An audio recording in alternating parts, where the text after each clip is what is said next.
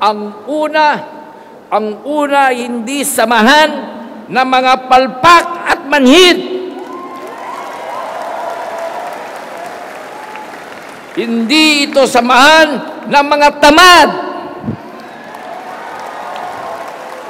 usad pagong at teka-teka sa pagharap sa mga problema ng bayan.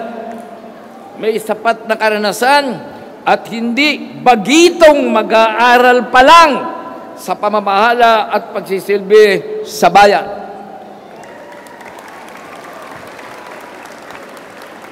Aaminin natin kapag tayo sa una ay nagkakamali.